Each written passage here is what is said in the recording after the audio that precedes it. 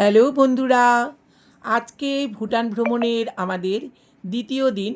প্রথম দিন আমরা কিভাবে কাটিয়েছিলাম সেটা আমি আগেই পোস্ট করেছি, তোমরা দেখে নিতে পারো।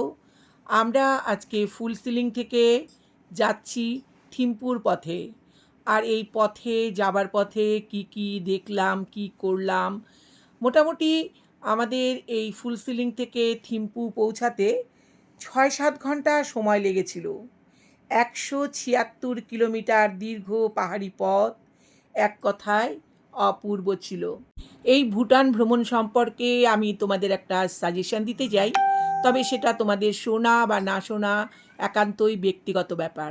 আমরা শিলিগুড়ি থেকে গিয়ে পৌঁছেছিলাম ফুলসিলিং, আর এখানেই কিন্তু আমাদের যত রকম কার্যক্রম যেটা ছিল, যেটা নাকি ট্যাক্স দেওয়া, সেইগুলো কাজগুলো শেষ করে কিন্তু আমরা ওই দিনটা ফুলসিলিংয়েই ছিলাম। কিন্তু আমার ব্যক্তিগত অভিমত, ওই দিনটা ফুলসিলিংয়ে না থেকে নিজেদের কাজকর্ম সেরে আমার মনে হয় থিম্পু পৌঁছে যাওয়াই সবথেকে ভালো। তাহলে অন্ততপক্ষে ৫ থেকে ৬ হাজার টাকা জনপ্রতি সেভ করা সম্ভব হবে। সেটা যদি বলো কিভাবে, দেখো আমরা ফুলসিলিংয়ে পৌঁছে আমাদের যে অফিসিয়াল কাজকর্মগুলো ছিল সেগুলো আমরা মিটিয়ে নিয়েছিলাম। এরপর আমরা হোটেলে পৌঁছে সেখানে খাওয়া দাওয়া করে আমরা বিশ্রাম করি এবং নিজেরাই আশপাশটা একটু ঘুরে দেখেছিলাম। আগেই বলেছি আমরা একটা ট্র্যাভেল এজেন্সির সঙ্গে গিয়েছিলাম, কিন্তু তোমরা ট্র্যাভেল এজেন্সির সঙ্গেই যাও আর নিজেরাই যাও, আমার মনে হয় এই ক্ষেত্রে ৬ দিন ৫ রাত্রি হলেই কিন্তু ঘোরাটা সম্পন্ন করা সম্ভব। আমরা যেভাবে করেছি, কারণ এই ফুলসিলিংয়ে কিন্তু সারাটা দিন আমাদের নষ্ট হয়েছে এবং এখানে থাকার জন্য এবং খাওয়ার জন্য কিন্তু, এবং একদিনের ট্যাক্স বাবদ ১২০০ টাকা এখানে আমাদের দিতে হয়েছে। আমরা যদি ওই দিনই বেরিয়ে যেতাম থিম্পুর উদ্দেশ্যে, তাহলে কিন্তু যেতে যেতে আমাদের রাস্তার ধারে যে সাইট সিনগুলো ছিল সেগুলোও আমরা করে নিতে পারতাম, আর ওই একদিনের ট্যাক্সটাও কিন্তু আমাদের বেঁচে যেত। আর ফুলসিলিংয়ে যে হোটেল ভাড়াটা আমরা দিয়েছিলাম সেই হোটেল ভাড়াটাও কিন্তু আমাদের লাগতো না। আমরা একবার সোজা যদি থিম্পুতে চলে যেতাম তাহলে একদিন কিন্তু সেভ হতো।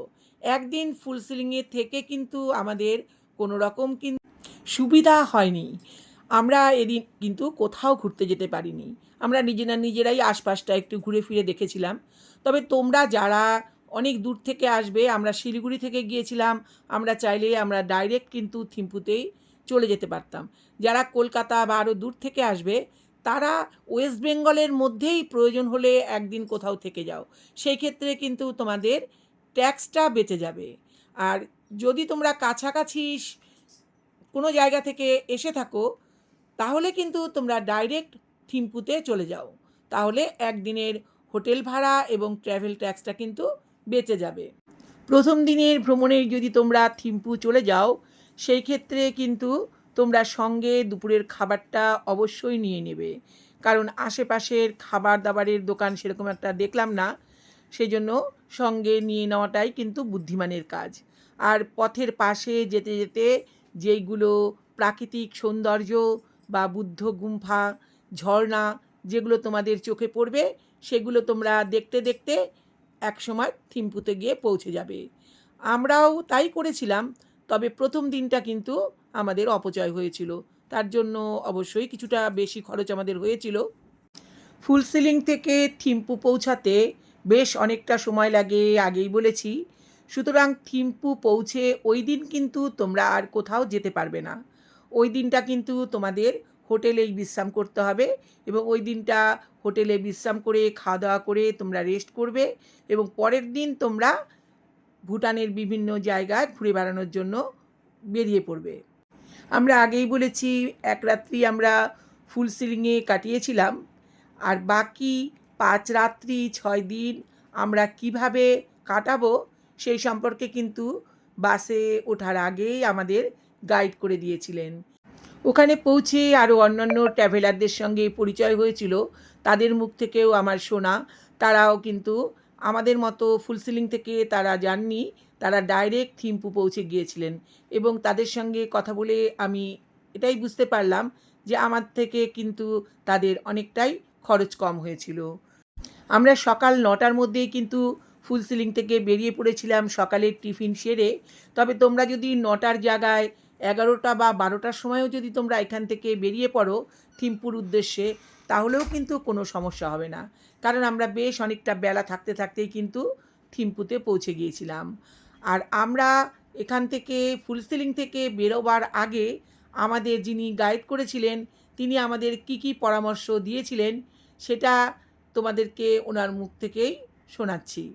তবে তোমাদের একটা ছোট্ট পরামর্শ দিচ্ছি, তোমরা ভ্রমণ করার জন্য যে ছোট ট্র্যাভেলার বাসগুলো হয় সেটাতেই ভ্রমণ করার চেষ্টা করো। কারণ অন্ততপক্ষে ৮ জন বা ১০ জন বা ১২ জন না হলে এই বাসগুলো রিজার্ভ করা বেকার হয়ে যাবে। তবে তার কারণ হলো এই বাসগুলোতে জার্নি করলে তোমরা প্রাকৃতিক সৌন্দর্য খুব সুন্দরভাবে উপভোগ করতে পারবে। সেজন্যই আমার এই পরামর্শ। একদম মোটামুটি রেডি হয়ে নামলাম টিফিন সেরে। এই মোটামুটি ১১টা নাগাদ হয়তো আমরা হোটেল ছেড়ে বেরিয়ে যাব। এরপরে যাবে ইমিগ্রেশন অফিসে। আমাদের অবশ্য যেতে হবে না, আমাদের গাইড গিয়েই করে নিয়ে আসবে। এবার টিফিনটা সারি। আমাদের এই যে ফুল সিলিং থেকে দ্বিতীয় দিনের ট্যুর শুরু। এই যে আমাদের গাড়ি চলে এসছে, অনেকেই উঠে বসেছে, আমি এখন উঠে বসবো। এখন যাব আমরা থিম্পুর দিকে। তোমরা ৩ দিন থিম্পু আর ৩ দিন পারোতে থাকলে তোমরা সম্পূর্ণটা খুব ভালোভাবে কভার করতে পারবে। আমরা ২ দিন পারোতে ছিলাম। বলুন। ৬ দিনের ট্রিপ হচ্ছে, ঠিক আছে। ৫ রাত্রি ভুটানে থাকবেন, ৬ নম্বর দিনে এখানে আবার ব্যাক করছেন, ঠিক আছে। এবার ভুটানে কিছু ডু আর ডোন্টস আছে। সেটা হচ্ছে প্লাস্টিক, মানে কোনো খাবার একটা প্লাস্টিক হচ্ছে বা যে কোনো জিনিস বাইরে সেরকমভাবে ফেলবেন না যেখানে সেখানে, ঠিক আছে। এদের এখানে ওই ডাস্টবিন টাইপ ছোট থাকে বা গাড়িতেই কোথাও রেখে দেবেন, পরে ওরা ফেলে দেবে। এটা গেলে ১ নম্বর। ২ নম্বর হচ্ছে চেষ্টা করবেন, চেষ্টা না এটা করতেই হবে, গাইড যে আপনাদের থাকবে টাসি, ও আসছে, ওর সাথে একটা ভালো একটা ছেলের মতো, ও বয়সেও আমার থেকেও ছোট, একটা ছেলের মতো একটা ওদের সাথে একটা মানে কমিউনিকেশনটা খুব ভালো রাখবেন। ওরা খুব ভদ্র হয়, শান্ত হয়, ঠিক আছে, খুব পোলাইট। কোথায় কখন কি যাচ্ছেন, কোন জায়গায় এন্ট্রি ফিস লাগবে, কোন জায়গায় ঢুকতে, সেটা ওরা বলে দেবে, ঠিক আছে। মেনলি যেটা, যেমন আজকে যেমন বাই রোডে যাওয়ার পথে একটা ফলস আছে, কিছু মোনাস্ট্রিজ আছে, এগুলো দেখতে দেখতে যাবেন। এছাড়া কোনো সাইট সিন নেই। বাই রোডে যা কোথাও মনে হচ্ছে একটু অসুবিধা হচ্ছে, একটু দাঁড়াতে হবে, কোনো একটা রেস্টুরেন্ট দেখে ওখানে ওয়াশরুমও আছে, একটু চা খেতে ইচ্ছে করলো, ওখানে খেয়ে নিলেন, ঠিক আছে। এবার হচ্ছে পরের দিন থিম্পুতে মেনলি সব জায়গাতেই মোটামুটি ওদের এন্ট্রি ফিস আছে। মেনলি যেটা দেখবেনই বুদ্ধা পয়েন্ট, এটাতে 500 রুপিস এন্ট্রি আছে, ঠিক আছে, প্রত্যেকেরই লাগবে। ওটা একদম দেখবেনই, কারণ ওটা ১৭২ ফুট উঁচু। এটা মানে ওয়ার্ল্ডের মধ্যে সেকেন্ড লার্জেস্ট বুদ্ধা পয়েন্টটা, খুব ভালো লাগবে, ফটোও ভালো আসে, একটা আইকনিক প্লেস। সেকেন্ড হচ্ছে জুটা দেখতেও পারেন, নাও দেখতে পারেন। টাকিন, জুতে কিছু ভালো কিছু আছে। টাকিন ওদের যে ন্যাশনাল অ্যানিমাল, ঠিক আছে, সেটা দেখবো, আমারও তাই এসছি যখন দেখবো। আর সিম্পলি ভুটানটা হচ্ছে এরকম, ওটা একটা মিউজিয়াম টাইপের, মোটামুটি ২ ঘন্টার ওটার মধ্যে ট্রিপ হয়। ওটাতেও একটা এন্ট্রি ফিস আছে। আর বাকি ছোটেন মেমোরিয়াল, হিন্দু, ওখানেও দুর্গা মন্দির আছে। বুদ্ধা পয়েন্টের নিচেই দুর্গা মানে হিন্দু টেম্পল আছে, বেশ ভালো। আমাদের কোনো ইন্ডিয়ান মারোয়ারি ওটা আর কি ইয়ে করেছিল।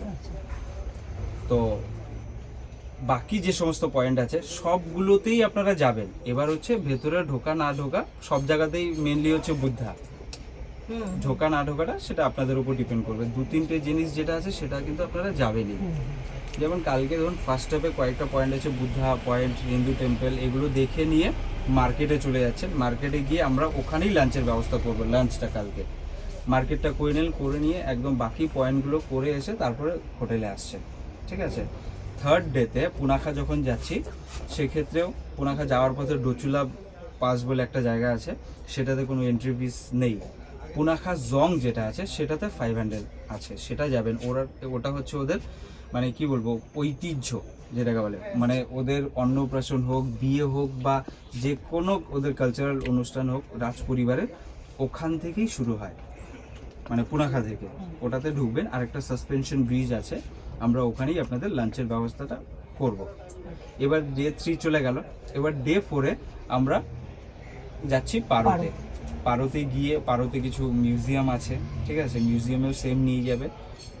একটা চেষ্টা করবেন দেখার, অ্যাটেন্ড করার, বাকিগুলো মোটামুটি সব ভেতরে বুঝে, বাকিগুলো বাইরে থেকে সব দেখবেন। পারোতেও সেম লাঞ্চটা টাউনে করিয়ে আপনাদের মান্ডালা রিসোর্ট আছে, বিকেলবেলা একদম সন্ধ্যেবেলা আপনারা হোটেলে পৌঁছচ্ছে, ঠিক আছে। প্রত্যেকদিন চেষ্টা করবেন সকালবেলা যখন ব্রেকফাস্টের পর রয়েছেন একবারে ফ্রেশ হয়ে বেরোতে, মানে সন্ধ্যেবেলাতেই হোটেলটা ঢুকবেন। আর এমনি ওয়াশরুম আপনি যে কোনো জায়গায় যখন লাঞ্চে যাচ্ছেন না, সব জায়গায় পেয়ে যাবেন, ঠিক আছে। এবার টাইগার নেস্ট ট্রেকটা তো মনে হয় কেউ করবে না, টাইগার নেস্ট ট্রেকটা পারবেন না, খুব টাফ। ওটা কিছু লাথাং বলে একটা জায়গা আছে, ওখান থেকে না ওখান থেকে একটু বাইট সাইড দিয়ে দেখা না, যাবে না। না, ওটা গেলে আপনার ওই এন্ট্রি ওই ফিস লাগবে, সিঁড়ি- না উঠতে পারলে ফালতু হয়ে কত যাবে। হাইট কত? ওটা মোটামুটি ধরে রাখুন আপনার 2.5 ঘন্টা উঠতে লাগে, 2 ঘন্টা নামতে লাগে। মানে অনেকটা। ওটা যদি আপনার মনের জোর থাকে তাহলেই উঠতে পারবেন। জায়গায় কিন্তু মানে অ্যাকচুয়ালি যে সমস্ত ফরেনাররা আছে এবং ম্যাক্সিমাম বাঙালি কিন্তু tiger nest, without tiger nest মানে ভুটান ট্যুর কমপ্লিট হয় না, কিন্তু শারীরিক একটা ব্যাপারও তো আছে। না আমার জামাই বললো যে খুব ঠিক আছে। টাফ, তোমরা উঠতে পারবে না। আমি ওই জন্যই ওটাকে বাদ রেখেছি। বললো আমি হাফ এটা উঠেছিলাম, যেটা viewটা আছে, উঠে আর উঠতে পারিনি। কিছু লাখা মোনাস্ট্রি থেকে আমি গাইডকে বলবো ভিউটা দেখিয়ে দেবে, ঠিক আছে। হ্যাঁ 1000 টাকা, কিন্তু যদি উঠতে পারেন তাহলে না হলে দরকার আচ্ছা নেই। উঠতে পারি বলতে কি, মানে খুব কি মানে খাড়াই সিঁড়ি? খাড়া সিঁড়ি না, মানে পাহাড় যেরকম আস্তে আস্তে আস্তে আস্তে আস্তে উঠছে, লাস্টে গিয়ে 300 স্টেপ আছে। মানে ওটা একটা ব্যাপার, কি বলুন তো, মনের জোর থাকতে হবে। মানে ওখানে কি কোনো গাড়ি টাড়ি যায় না? না মানে সরু পথ, সরু পথ। না, উঠছেন পাহাড়ে আস্তে আস্তে আস্তে রাস্তা রাস্তা রাস্তা, ট্রেকিং পারবো বললে হবে না, ওটা অত সোজা নয়। কারণ ওটা হচ্ছে না না বৈষ্ণব দেবী 14 কিলোমিটার প্লেন রাস্তা হাঁটতে গিয়ে অবস্থা সেটা হচ্ছে খারাপ। ডিপেন্ড করবে একবার ওইটার রাস্তা 3 নাম্বার যেদিন আপনারা পুরাখা 3 নাম্বার দিনে ঘুরে আসছেন, একবার ড্রাইভারের সাথে ডিসকাস করে নেবেন। যদি মনে হয় যে এটা অ্যাকচুয়ালি কি বলুন তো, মনের জোর, সত্যি কথা। যদি আপনি ভাবেন, এরকম আমাদের টুরিস্ট আছে, গত 3 দিন আগে ওনার মানে বৌমা, শ্বশুর, ওনার বন্ধু আর শাশুড়ি সবারই মোটামুটি 70-র উপরে, বৌমার যে বয়স তারই মনে হয় 68 ছিল, বাকি সবারই 80+। ওনাদের একটাই উদ্দেশ্য ছিল আমরা টাইগার নেস্ট যাবো। আমিও ভয় পাচ্ছিলাম, মানে এত বয়স হয়ে গেছে, 88 ইয়ার্স হয়ে গেছে। উনি আস্তে আস্তে, ওনার অনেকটা সময় লেগেছে, কিন্তু ওই মনের জোরটা ছিল বলে সবচেয়ে বড় ওটা একটা কথা, অদ্ভুত অসুস্থ হয়ে গেলে ব্যাপার। খুব চাপের ব্যাপার। ওটা একটা অদ্ভুত ব্যাপার, মানে স্পিরিচুয়াল একটা ব্যাপার আছে। ওটা তো কিছু পাবে ওটা আপনাকে মানে টানবে, যদি মনের জোর থাকে তাহলে টানবে। না আমার কিন্তু, আমি কিন্তু দেখো হাঁটতে কিন্তু ইয়ে করি না, পারি না অত, কিন্তু সেই কিন্তু তবু মনাস্ট্রিটা মনে হয় কি কিন্তু যাবো, এখন জানি না পৌঁছাতে পারবো কিনা। ও আমার হাজবেন্ড বলেছে ওটা দারুণ জিনিস। মানে ওটা একটা অদ্ভুত ব্যাপার যে গুরু পদ্মনাভা যে মানে টাইগ্রেসের উপরে চড়ে গিয়ে ওখানে যে মনাস্ট্রিটা বানিয়েছে বা ও ধ্যান করতো, সেটা একটা অদ্ভুত ব্যাপার। ওখানে এই অদ্ভুত ব্যাপারটা নিজে আমি যেমন চড়েছি, ঠিক আছে, এবার এটা বলে এক্সপ্রেস করা যায় না, একদম একদম। ঠিক আছে। না কিন্তু আমাদের কি সময় থাকবে যাওয়ার মতো? তাহলে আমরা চেষ্টা করবো আর কি, টাইগার নেস্ট অথবা ছেলেলা, কারণ ওটাই হবে। মানে যে কোনো একটা হবে আর কি। একটা যেতে হবে। তো কোনটা বেটার? ছেলেলা দেখুন, ছেলেলা পাসটা হচ্ছে হাইয়েস্ট পয়েন্ট, সেখান থেকে পাহাড়গুলো দেখা যায়। সেটা আপনি ডোচুলা পাসেও পাবেন, সেটা গাড়ি যাবে। নরমাল, সেটা গাড়ি যাবে। হ্যাঁ, তাহলে তাহলে আমরা ঠিক আছে। ওটাই দেবো। তাহলে এই হলো না গিয়ে আপনি ব্যাপার। যেভাবে সেই করেছেন ওটাই ঠিক আছে। হুম। কারণ রিস্ক নিয়ে সত্যি যদি কারো শরীর খারাপ হয় তখন কি করবো? নেগেটিভটা ভাবতে হবে। ঠিক আছে, না, তাহলে আমাকে- আমরা একদম আরেকটা ক্লোজ। জিনিস আমি বলি, ওনাদের বক্তব্য হচ্ছে হলো ওনারা কেউ যদি ডিম অমলেট বা ডিমের কারি এইসব মানে কি আমরা এই কেউ chicken চিকেন খাই না। না, আমরা কেউ চিকেন খাই না। মানে ননভেজ মধ্যে শুধু একটু ডিমটাই আন্ডা তো খাই। দিতে হয়, যেমন কালকে সারাদিন সবাই ছিল। এটা আমরা তো ভেজের সাথে একটু আন্ডা হলেই হয়ে যাবে। আমরা চিকেন কেউ খাই চিকেন না। খাস না বেটা। মাছ, হ্যাঁ মাছ, কিন্তু সেটা আশালা মাছ, না রুই কাতল মাছ হলে চলবে, শুধু ডিমটা রাখবেন আমাদের। না কাতল মাছ বলছি। না কাতল মাছ হলে চলবে। কাতল বলতে আমরা যেমন বাজার থেকে একদম পুরো পেট না, না, এটা 100 কয়েকদিন গ্রামের থাকে। পিস করে নিয়ে আসি, এটা ঠিক অনেকদিন আছে। থাকে। তাহলে দরকার নেই, খাইবেন না। দরকার নেই, আর এই মাছগুলো হয় একটু রুই টাইপ যে মাছ, দরকার নেই, দরকার নেই। ওটা ফ্রোজেন থাকে, ওটা ওরা যে ও কাটে না, শক্ত ওটা হাড্ডি হয়ে একদম যাবে। না না নে, ওরা খাবো না আমরা। আরে ডিম, অনেক কয়দিন। ডিম, পনির এই সমস্ত জিনিস। ব্যাস পনির আর ডিম করে দিন। ব্যাস আমাদের আমাদের কিছু লাগবে না। আচ্ছা আপনি কি আমাদের, অসুবিধা, যখন ওখানে যাচ্ছ রিসেপশনে একবার বলে দেবে, আমরা এই খাই না। বললাম ভাই তুমি কি আমাদের সাথে যাচ্ছ কি? আমি যাচ্ছি না, আমার গাইড থাকছে। আচ্ছা দাদার সাথে আমার গাইডকে একটু কমিউনিকেশন বলে দিও ভাই যে আমরা কেউ চিকেন খাই না, আমাদের পনির হ্যাঁ, আর এটা আমি হোটেলে বলে দেবো, দাদা থাকবে তো পনির দাদা আর বলে দেবে। এগুলি মানে আমরা ও মাছও আজকে খাবো না। নিরামিষ পনির দিয়েছেন। বলে দিলাম তো, শুধু এগ আমাদের এই ট্যুরটা অ্যারেঞ্জমেন্ট কি আপনি করেছেন নাকি? ওই দাদা আমরা দুজন আচ্ছা আচ্ছা করে আচ্ছা। ঠিক আছে, মানে কি দাদার একার পক্ষে তো সব জায়গাটা দেখা না, না, সম্ভব সে তো হয় না, 100 বার, ঠিক আছে? 100 বার। tourism ব্যাপারটা কি হয়, একটা মানে চেনের মতো, একজনের support হ্যাঁ, হ্যাঁ, অবশ্যই, দরকার পড়ে। অবশ্যই। মাধ্যমে আরেকজন। ওই মিলেমিশেই কাজ করি আমরা, আচ্ছা ঠিক আচ্ছা। আছে। এসি চলবে মানে দাদা ওনাকে হ্যান্ড ওভার করে দিচ্ছে। হ্যাঁ, এসি চলবে না, পাহাড়ে এসি চলে না, কিন্তু এটা পাহাড় হবে এখন। আমাদের ছোট্ট ট্রাভেলার বাসটি আমাদের নিয়ে যাত্রা শুরু করলো বেলা 11টার সময়। বাসে করে পাহাড়ি বাঘ, ঘন সবুজ পাইন ও রডোডেনড্রনের জঙ্গল এবং ঝর্ণার পাশ দিয়ে পাড়ি দেওয়া শুরু করলো। প্রতিটি যাত্রীর ছিল সে এক দারুণ অভিজ্ঞতা। রাস্তার সেই প্রাকৃতিক সৌন্দর্য মনকে পাগল করে তোলে। ফুল সিলিংয়ের সমতল ছেড়ে পাহাড়ি পথে উঠতেই চোখে পড়বে বিশাল সবুজ পাহাড় এবং খাদের নিচে বহমান নদীর সৌন্দর্য। উঁচুতে ওঠার সাথে সাথে কুয়াশা ও মেঘের লুকোচুরি আর দূরে বরফাবৃত পাহাড়ের দৃশ্য। তবে ওয়েদার ভালো থাকলেই এই দৃশ্য চোখে পড়বে। আমরা যখন গিয়েছিলাম সেই সময় কিন্তু চারপাশটা ছিল মেঘলা, ঘন কুয়াশায় ঢাকা চারপাশ। মাঝে মাঝে কুয়াশা সরে যাচ্ছে, আবার মেঘেদের দেখা মিলছে। 2 ঘন্টা পর আমাদের গাড়ি এসে পৌঁছালো ভুটানের গেদু নামক স্থানে। একটা ধর্মকায়া স্তূপের সামনে। ফুল সিলিং থেকে থিম্পু যাওয়ার পথে এটি একটি অন্যতম সুন্দর ও শান্ত জায়গা, যেখানে পর্যটকরা সাধারণত কিছুক্ষণের জন্য থামেন। গৌতম বুদ্ধের জীবনের 8টি গুরুত্বপূর্ণ পর্যায় বা ঘটনাকে স্মরণ করে এখানে 8টি সাদা রঙের স্তূপ বা ছর্টেন নির্মাণ করা হয়েছে। ফুল সিলিং থিম্পু হাইওয়ের পাশেই কিন্তু এটি অবস্থিত, আর এখানে পৌঁছাতে ফুল সিলিং থেকে মাত্র 2 ঘন্টা সময় লাগে। এখানে যে 8টি স্তূপ তৈরি করা রয়েছে তা বুদ্ধের জন্ম থেকে শুরু করে নির্বাণ লাভ পর্যন্ত বিভিন্ন অলৌকিক ও পবিত্র ঘটনার প্রতীক। এখান থেকে কিন্তু খুব সুন্দর চারিদিকের প্রকৃতিকে দেখা যায়। ভীষণই ভালো লাগছিল। আর প্রত্যেকটা স্তূপের ওপরে কিন্তু বুদ্ধদেবের মূর্তি বসানো রয়েছে। আর চারপাশটা বেশ খোলামেলা, বেশ সুন্দর ফুল গাছ রয়েছে চারপাশে।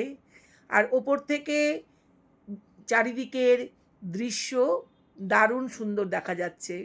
চারিদিকের পাহাড়ের শ্রেণী, গাছপালা সব দেখা যাচ্ছে। পেছন দিকেও রয়েছে আর একটা সিঁড়ি, সেই সিঁড়ি দিয়ে আমরা নিচে নেমে গেলাম এবং পেছন দিক দিয়ে আমরা ফটো তুলতে তুলতে ঘুরতে ঘুরতে সেখান থেকে বেরিয়ে এলাম। জায়গাটা কিন্তু সত্যি ভীষণ মনোরম। এখানে কিন্তু নিচের দিকে টয়লেটের ব্যবস্থাও রয়েছে, আর ঠিক টয়লেটের গায়ে একটা বক্স লাগানো রয়েছে, আর পাশে একটা সিসিটিভি লাগানো রয়েছে, আর উপরে লেখা রয়েছে শৌচকর্মের পর এই বক্সে যেন 10 টাকা করে ফেলা হয়। তবে দেখলাম ভীষণই মানে সুন্দর ব্যবস্থা। এখানে কোনো পাহারাদার নেই, কিন্তু প্রত্যেকেই কিন্তু নিজেদের কাজ সেরে সেখানে 10টা করে টাকা বক্সের মধ্যে ফেলে দিচ্ছে। দেখো কি কুয়াশা, দূরের পাহাড়গুলো পরিষ্কার কিন্তু দেখা যাচ্ছে না, কিন্তু দেখো সাইড সিন কিন্তু সুন্দর। আর এখানে দেখো যে তোমার সমস্ত বাড়িগুলো কিন্তু প্রায় সব একই রকম, মানে ডিজাইন করা সব।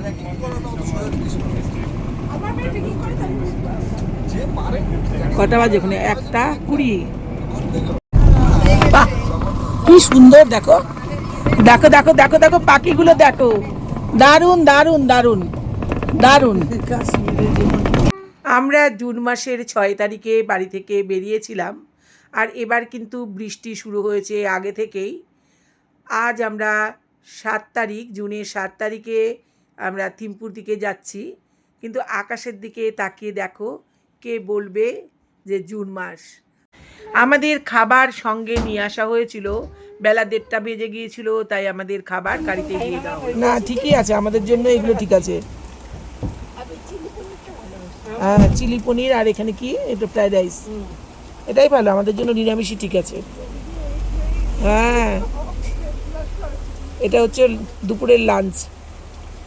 এই প্রসঙ্গে আমি একটা কথা বলে রাখি, ফুল সিলিং সাহস ছাড়িয়ে সামান্য উপরে উঠলেই মোটামুটি 30 মিনিট পরেই একটা পুরানা গুম্ফা পড়বে।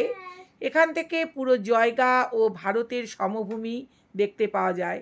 এটা কিন্তু ভীষণ সুন্দর একটা ভিউ, কিন্তু আমাদের গাড়ি দুর্ভাগ্যজনকভাবে এখানে কিন্তু দাঁড়ায়নি। আমরা যদিও ব্যাপারটা জানতাম না, পরবর্তীতে জেনেছি, তবে খারাপ লাগলো, কিন্তু তখন কিছু করার ছিল না। তবে তোমরা অবশ্যই এই গুম্ফাটা দেখে তারপর তোমরা থিম্পুর পথে রওনা দিও।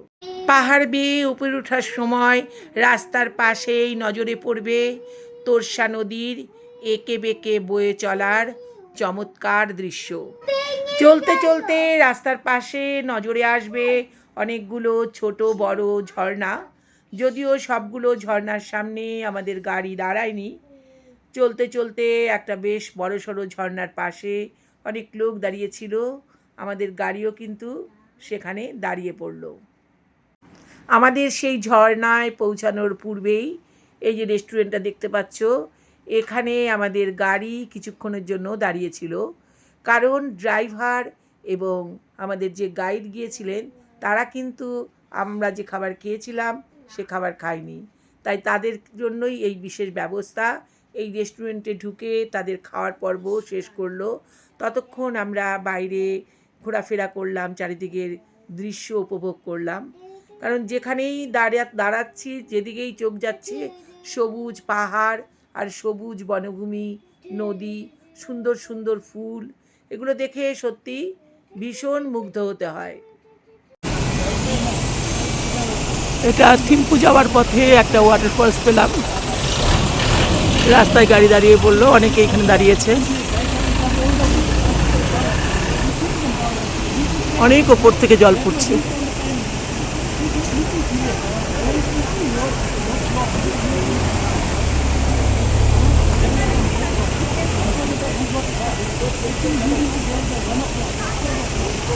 এই অনেকটা নিচে। এই ঝর্ণাটি পথের ধারে সবচেয়ে বড় ঝর্ণা, এটির নাম রিলা গাসাংচু। দেখো কতটা উপর থেকে জল পড়ছে, তোমাদের একটু ক্যামেরাটা ঘুরিয়ে দেখাচ্ছি।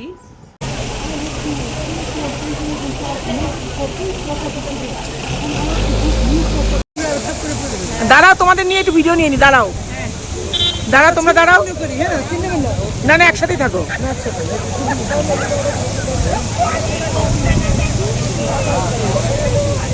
এই শোনো, আমরা মিজোরামে যে দেখেছি ঝর্ণা, সেই তুলনায় এটা ছেলে মানুষ, দারুণ দেখে আসছি আমরা। এই যাবো না, হ্যাঁ আমরা দারুণ দেখে আসছি, ওখানে জলপ্রপাত যেগুলো দেখেছি, হ্যাঁ অপূর্ব, হ্যাঁ দারুণ, সেই তুলনায় এটা কিছুই না।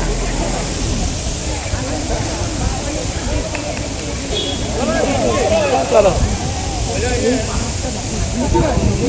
আমরা এই ওয়াটারফলসটা দেখে আমাদের গাড়ি এগিয়ে চলল পাহাড়ের রাস্তা বেয়ে। চারপাশের দৃশ্যপট বদলাতে থাকে, উঁচু নিচু পাহাড়ের বাঁক আর ঘন সবুজ বনভূমির মধ্য দিয়ে আমাদের গাড়ি ছুটে চলে সামনের দিকে। রাস্তার এক পাশে খাদ আর এক পাশে পাহাড়ের শ্রেণী, আর পাহাড়ের শ্রেণীর গা বেয়ে নেমে এসেছে ছোট ছোট অনেক ঝর্ণা। বিশেষ করে ওয়াংচু নদীর কুলকুল শব্দ, নদীর ওপরে ঝুলে থাকা ঝুলন্ত সেতুগুলো এই ভ্রমণের এক দারুণ অ্যাডভেঞ্চারের অনুভূতি এনে দেয়। যতই গাড়ি ওপরের দিকে উঠতে থাকে ততই তাপমাত্রা কমতে থাকে। রাস্তাগুলো তখন প্রায় কুয়াশা এবং মেঘের চাদরে ঢাকা পড়ে যায়। দূরের পাহাড়ের শ্রেণী অস্পষ্ট হয়ে আসে, আবার মাঝে মাঝে মেঘের চাদর সরে গিয়ে পাহাড় বনভূমিগুলো আবার স্পষ্ট হয়ে ওঠে। দূরে দেখা যায় পাহাড়ের শ্রেণী। যদিও আমাদের যাত্রাপথে কুয়াশা থাকার জন্য আমরা পাহাড়ের শ্রেণী দেখতে পেলেও দূরে কিন্তু কোনো বরফ আমরা দেখতে পাইনি। তবে এই বরফ দেখতে গেলে একটু ঠান্ডা যখন বেশি পড়বে তখন এলে সবচেয়ে ভালো বরফ দেখতে পাওয়া যায়। আকাশটাও সেই সময় পরিষ্কার থাকে। ভুটানের পাহাড়গুলোতে পাইনের বনভূমি থাকলেও এখানে দেখলাম প্রচুর ঝাউ গাছ রয়েছে। ঝাউ গাছগুলো বেশ ওপর পর্যন্ত ছড়িয়ে ছিটিয়ে রয়েছে, হয়তোবা এখানকার আবহাওয়ার জন্যই এমনটা। এই রুটের অন্যতম আকর্ষণ হলো চারপাশের গ্রাম ও উপত্যকাগুলোর প্যানোরামিক ভিউ। পাহাড়ের খাঁজে খাঁজে গড়ে ওঠা ছোট ছোট ভুটানি বসতি, রঙিন প্রার্থনা পতাকা এবং কাঠের তৈরি ঐতিহ্যবাহী বাড়িগুলো এক শান্ত ও স্নিগ্ধ পরিবেশ তৈরি করে। এই দীর্ঘ আঁকাবাঁকা রাস্তায়, পথের মাঝে ছোট ছোট কাঠের দোকানে বা ছোট রেস্তোরাঁয় গরম চা ও কফি পান করার অভিজ্ঞতা দারুণ। স্থানীয় মানুষের উষ্ণ আতিথেয়তা এবং ঠান্ডা আবহাওয়ায় ধোয়া ওঠা নুডলস বা স্যুপ খাওয়ার তৃপ্তিই আলাদা। এই রুটের প্রতিটি বাঁকে বাঁকে লুকিয়ে আছে ভুটানের মিশ্র প্রাকৃতিক সৌন্দর্য। তবে যাত্রা শুরুর আগে ভুটান ট্যুরিজম অফিসিয়াল ওয়েবসাইট থেকে ভ্রমণের প্রয়োজনীয় রুট পারমিট ও গাইডলাইন দেখে নেওয়া ভালো। থিম্পু বা ভুটানের এই মনোরম পাহাড়ি পথে প্রস্তুতি বা ভ্রমণ পরিকল্পনা আগে থেকেই করে নেওয়া ভালো। ফুলসিলিং বা গেদু এলাকায় যতই সবুজ উপত্যকা ও ঘন জঙ্গল চোখে পড়ে, যত সামনের দিকে এগিয়ে যাওয়া যাবে ততই পাহাড় এবং গাছপালাগুলো রুক্ষ হয়ে ওঠে, উপত্যকার বিস্তৃতি বাড়তে থাকে। সমুদ্রপৃষ্ঠ থেকে কম উচ্চতায় ঘন ক্রান্তীয় ও মিশ্র বনভূমি দেখা যায়। এখানে শাল, সেগুন ও বাঁশঝোপ চোখে পড়বে। যতই একটু উপরের দিকে যাওয়া যাবে ততই পাইন, ওক এবং বিভিন্ন ধরনের গাছের সারি চোখে পড়বে। যতই ওপরের দিকে এগিয়ে যাচ্ছিলাম ততই চোখে পড়ছিল রডোডেনড্রন, ম্যাগনোলিয়া। বসন্তকালে অর্থাৎ মার্চ, এপ্রিল, মে, জুন এই মাসগুলোতে কিন্তু এই গাছগুলোতে লাল, গোলাপি ও সাদা রঙের ফুলে ভর্তি হয়ে থাকে এবং পাহাড়ি পথগুলো রঙিন হয়ে ওঠে। আমাদের চোখেও কিন্তু এই ধরনের গাছের সমারোহ চোখে পড়েছিল। আমাদের গাড়ি যত এগিয়ে যেতে লাগলো ততই পাহাড়ের সুন্দর দৃশ্য আমাদের মনকে আকর্ষিত করলো। কোনো দিকে দেখা যাচ্ছে কোনো দিকের পাহাড়ে একদম গাছ নেই, সবুজ, হালকা হালকা সবুজ, কিন্তু গাছের কোনো চিহ্নমাত্র নেই। ঠিক তার পাশের পাহাড়েই দেখা যাচ্ছে প্রচুর গাছ। তবে সম্ভবত যেই পাহাড়গুলো ন্যাড়া হয়ে রয়েছে আমার মনে হয় এই অঞ্চলগুলো বৃষ্টির ছায় অঞ্চল। আবার রাস্তার মাঝে মাঝেই কিন্তু এই ধরনের তোরণ তৈরি করা রয়েছে, আর পাশে রয়েছে অফিস, আর রাস্তার উপরে রয়েছে পুলিশ গার্ড। তারা কিন্তু এসে ড্রাইভারের মুখে একটা মেশিন ঠেকিয়ে পরীক্ষা করে দেখে নিচ্ছে যে তারা মদ্যপান করেছে কিনা। এই সিস্টেমটা কিন্তু পাহাড়ি অঞ্চলে অবশ্যই থাকা দরকার। আমরা রাস্তা চলতে চলতেই আমার শরীরটা খারাপ লাগছিল, সেই জন্য এখানে বাসটা কিছুক্ষণ সময়ের জন্য থেমেছিল। তাতে এখানকার প্রাকৃতিক সৌন্দর্য আমরা দু চোখ ভরে উপলব্ধি করলাম। নদী দেখো,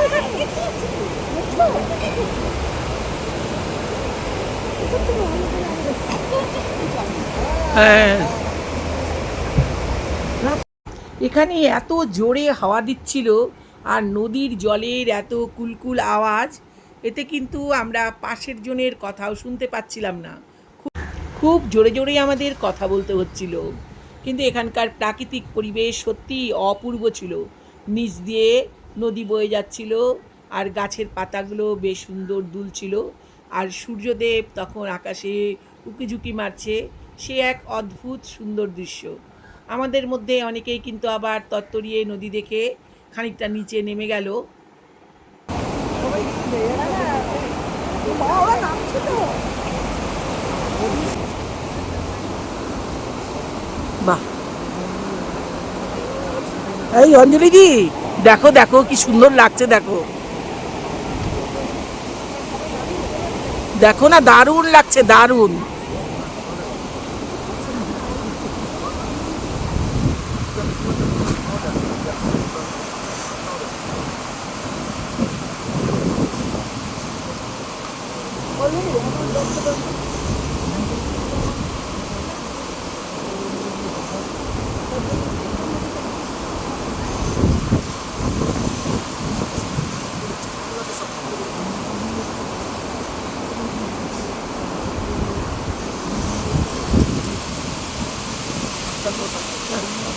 ঝড় আসবে মনে হচ্ছে, প্রচন্ড হাওয়া,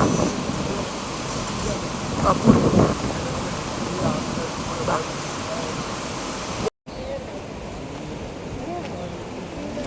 এই দিক থেকে না দারুণ লাগছে নদীটাকে, দারুণ দারুণ লাগছে। তোমাকে তো ডাকলাম ওই জন্য এদিকে আসো। হ্যাঁ ঠিক আছে, তোমরা তুললেই হবে, আর তুলবো এখন আমিও, অসুবিধা নেই কোনো। কিছু কিছু সৌন্দর্য থাকে যেটা বলে ভাষায় প্রকাশ করা যায় না। এখানে এসে কিন্তু আমরা এই রকমই এক সৌন্দর্যের দেখা পেয়েছিলাম, যেটা নাকি ঠিক ভাষায় প্রকাশ করতে পারছি না। এটা একদম সম্পূর্ণ উপলব্ধির বিষয়। এত ভালো লেগেছিল এখানে, যে সময়টুকু আমরা কাটিয়েছিলাম অপূর্ব, এক কথায় অনবদ্য। নিচে বয়ে চলেছে স্রোতস্বিনী নদী, আর চারিদিকে সবুজের সমাহার, বাতাস বয়ে চলেছে, প্রচণ্ড বেগে বাতাস বইছে, আর সূর্যদেব আকাশে দেখা দিয়েছে। সে এক অদ্ভুত সুন্দর দৃশ্য। এখানে কিছুক্ষণ সময় কাটানোর পর সবাই একটু ফটো তুললো এবং আমরাও একটু নিচের দিকে নেমে গেলাম। তারপর এখান থেকে আবার আমরা বেরিয়ে সামনের দিকে রওনা দিলাম।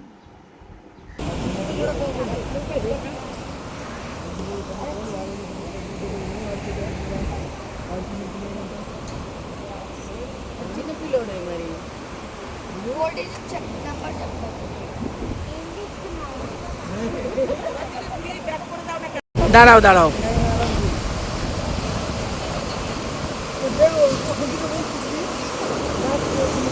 আমাকে রাস্তার উপরে দাঁড়াও দিব।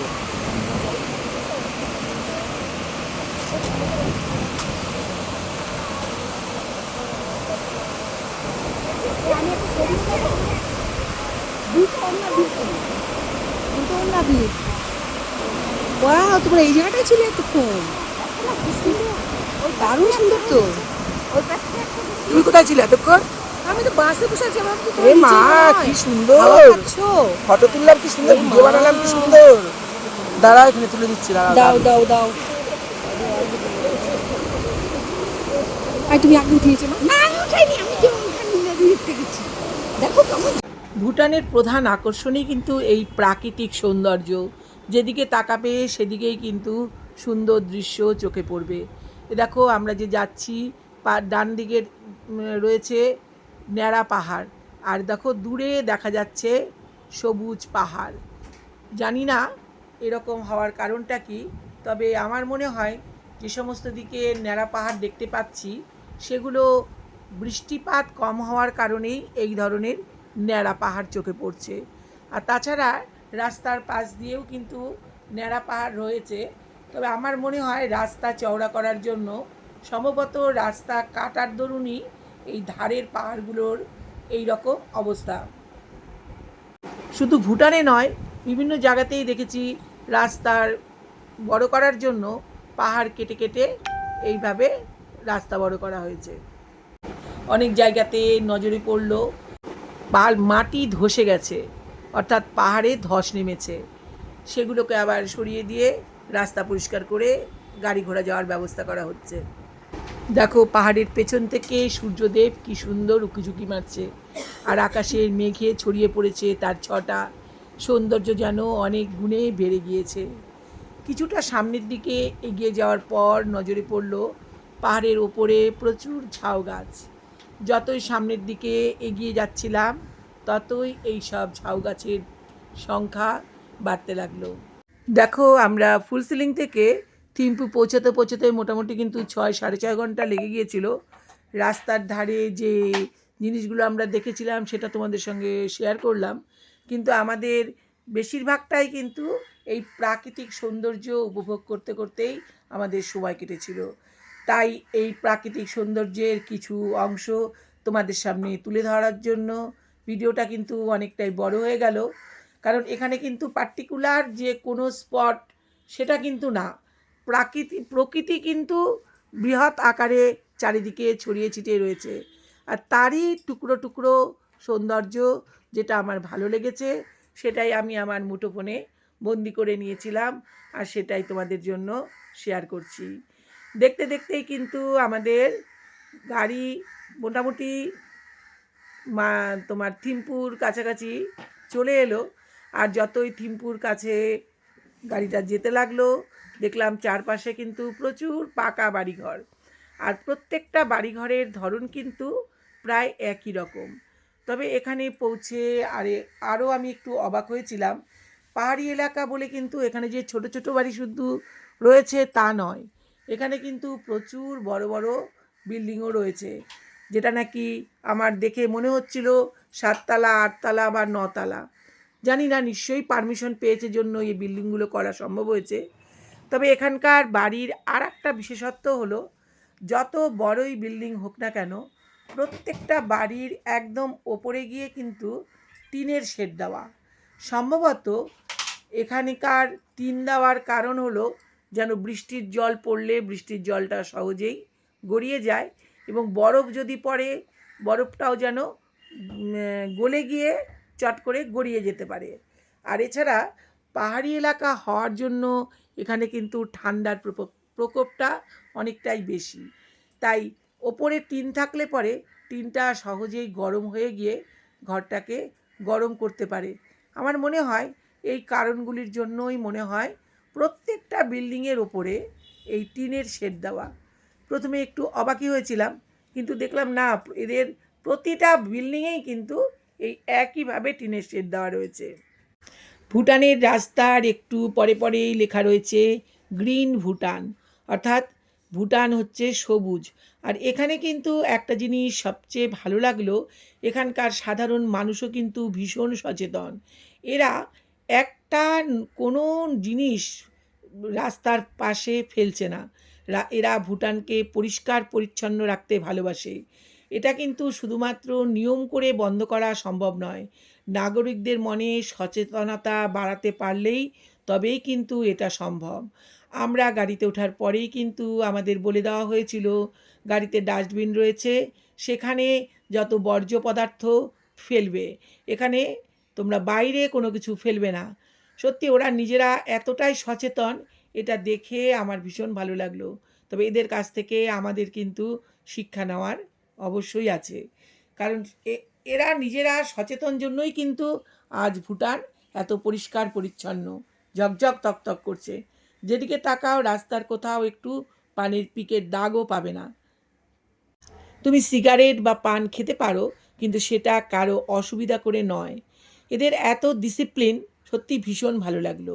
আর গাড়িগুলো যাচ্ছে নিঃশব্দে, কারো কোনো আওয়াজ নেই, কোনো হর্নের আওয়াজ নেই। গাড়ি চলবার জন্য যতটুকু আওয়াজ প্রয়োজন ঠিক ততটুকুই। এই এত ডিসিপ্লিন আমার সত্যিই ভীষণ ভালো লাগলো। আমরা থিম্পু পৌঁছে যেই হোটেলে ছিলাম তার ফোন নাম্বার এবং নাম ডেসক্রিপশন বক্সে দিয়ে দেব। হোটেলটা কিন্তু বেশ সুন্দর, এখানে লিফটও রয়েছে। তোমরা চাইলে কিন্তু এই হোটেলের নাম্বারে ফোন করে তোমরা কন্ট্যাক্ট করে নিতে পারো। হোটেল লোকেশনটা খারাপ না, শহর থেকে একটু দূরে হলেও বেশ পরিষ্কার পরিচ্ছন্ন, বেশ বড় হোটেল, থাকা খাওয়া সমস্ত বন্দোবস্তই রয়েছে। ভুটানে শুনেছিলাম খাওয়া দাওয়ার খুব সমস্যা, কিন্তু এই হোটেলে কিন্তু আমাদের খাওয়া দাওয়ার কোনো সমস্যা হয়নি। আমার মনে হয় তোমরা এলেও তোমাদেরও খাওয়া দাওয়ার কোনো সমস্যা হবে না, কারণ মোটামুটি কিন্তু আমাদের বাঙালিয়ানাই রান্নাবাড়ি ছিল। তো তোমরা এই ফোন নাম্বারে যোগাযোগ করে তোমাদের যা জিজ্ঞাসা আছে তোমরা জেনে নিতে পারো। আমি ডেসক্রিপশন বক্সে ফোন নাম্বারটা আর হোটেলের নামটা অবশ্যই দিয়ে দেব। থিম্পুর হোটেলটির নাম ছিল চোলে খান জাং। যদিও আমি ডেসক্রিপশন বক্সে নাম আর ফোন নাম্বার দিয়ে দেবো, তবুও একবার বলে দিচ্ছি 9751795217। আর এদের আরেকটা ল্যান্ড নাম্বার রয়েছে, সেটা হলো 02350968। এই নাম্বারে তোমরা যোগাযোগ করে নিতে পারো। আমরা পৌঁছাতেই ওখানে আমাদের একটা ওয়েলকাম ড্রিঙ্কস, লাল চা দেওয়া হয়েছিল, বেশ সুন্দর ছিল। এরপর আমরা লিফটে করে ওপরে চলে যাই। এই সব হোটেলে কিন্তু লিফট নেই, তবে এই হোটেলটায় কিন্তু লিফট রয়েছে। বেশ সুন্দর, ঘরগুলোও বেশ বড় বড়, আর ঘরে কিন্তু যা যা দরকার সব কিন্তু রয়েছে। তবে হোটেলটা তোমাদের পছন্দ হওয়ার মতো। আমি দেখিয়ে দিচ্ছি হোটেলের রুমগুলো কেমন ছিল। তোমরা ফোন নাম্বার দিয়ে দিচ্ছি, তোমরা প্রয়োজনে যোগাযোগ করে নিতে পারো। স্ক্রিনেও আমি এই ফোন নাম্বারটা দিয়ে দিচ্ছি, ডেসক্রিপশন বক্সেও দিয়ে দিচ্ছি, তোমরা চাইলে যোগাযোগ করে নিও। এই দেখো, বেশ বড়সড় বিছানা, আমরা দুজন ছিলাম।